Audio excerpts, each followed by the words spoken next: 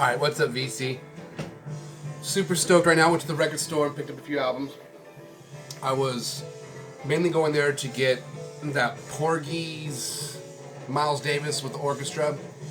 I have an original used copy. I don't know if it's the first pressing, but a used one. Really, like, super good condition. They only wanted like $10, so I have that on hold. So I was going to go pick that up. Well, they just got this really fat... Well, they got 2 crates of someone's jazz collection. So, okay, let's go look over it. And I was trying... Well, I wasn't trying to avoid it. I really didn't even notice it. But I really wanted just to get that Miles Davis. And I was going to take a couple out of my stack. I had the Tom Petty Wildflowers in there. You know what? I love Tom Petty, but that album, I know I'll enjoy it, but I won't play the crap out of it. And it's kind of a pricey album. And I'm like, why am I holding on to this album if I know I'm not going to listen to it a bunch? Like, I'd probably listen to it for a few days, and that's great, but I like an album I want to listen to for a few months in a row. I just want to listen to it every day for a while and return to it and really listen to it with a vengeance. That's the kind of albums I love. And that's every album in my collection. It's pretty much up to that standard to where I want to play it every day for a long time. And really just know every little square inch of the album, how you know, and like at the time in your life when you listen to it over and over again, you think you know the whole album. So I got a little burp going on. You'll think you know the whole album really good, but it's like you'll listen to it like a year later and kind of go through it again and listen to it over and over and over again. You'll hear a bunch of parts you really didn't even notice before, just because I think of the way your ear always is constantly evolving. So that being said, weird introduction here. Hey, over here. My dog wants to be like, "What's up with your records?" So we'll just go straight from the bag here. All right. Let's see if we can pull it out here.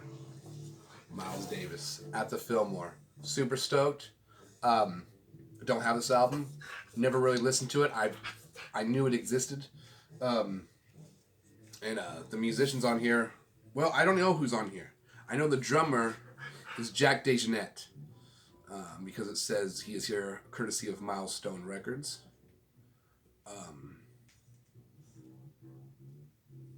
You have Chick Corea on electric piano, Steve Grossman on soprano sax, and Keith Jarrett on organ. Wow.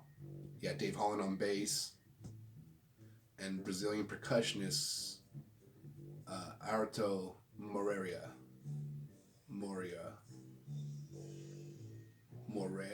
I can't read his name. Anyways, and this is the Fillmore East.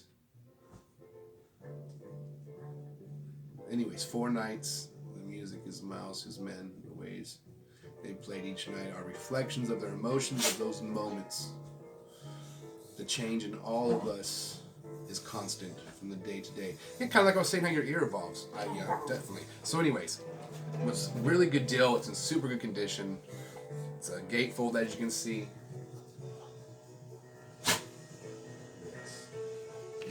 Yes. And I think it's kind of around the Bitches Brew era. So I did give it a peep. I dropped the needle down. And I know some people, you know what I mean, they don't appreciate, you know, whatever. Their ears don't appreciate that album. Or they appreciate it, their ears just don't gravitate towards it yet. Totally understand. I love the shit out of that album. I'm going to do a whole episode on just that album. Eventually. Got this Donald Byrd. He's fire. I have that album, The Phantom. Super good. And so, this is original copy, Blue Note. Like, why is he not getting more, like, I feel like he don't get as much, I'm sure he, you know, he's a legend. I feel like he doesn't get the credit he deserves. He's a beast. And who else is on here? Roger Glenn on flute. Chuck Rainey on Fender bass. Jerry Peters on piano and Fender Rhodes. Stephanie Spurl on percussion. Fonz Mizell on clavinet and trumpet. Fred Perrin on ARP synthesizer. Wow, you got a David T. Walker on guitar. Harvey Mason on drums, and King Erison on congas.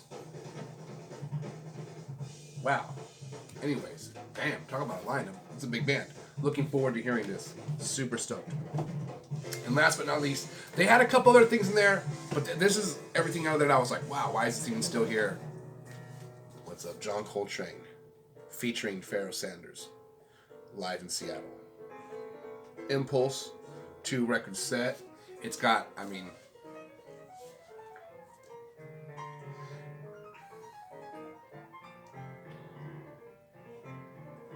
so John Coltrane and Pharoah Sanders on the saxophones. You got McCoy Tyner on piano. I had no idea. Donald Garrett on bass clarinet. Jimmy Garrison on bass. Elvin Jones on drums. Wow. Recorded and performance at the Penthouse, Seattle, Washington, September 30th, 1965. Wow. Kind of coming up on this anniversary of this recording. Super stoked. Oh my gosh. And they wanted hardly anything for this, so. Super stoked. I got these right on. All right, keep this episode short and sweet.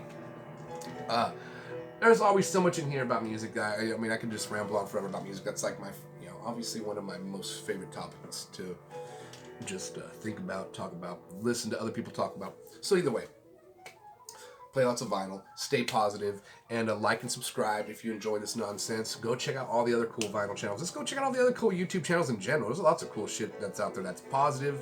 It's not negative. It's very good for you to watch and therapeutic and all that good stuff. Now, it just depends what you're in the vibe for. If you're like a cold case forensic person, you want to watch some dark stuff, we all get it. It's sometimes it's good to watch some good. I like unsolved mysteries. I like I like City Confidential. I like more of the old school stuff. The Cold Case Files, the classic, the older one. If I'm gonna go, watch some of that CSI or Cold Case Files type stuff, FBI Files.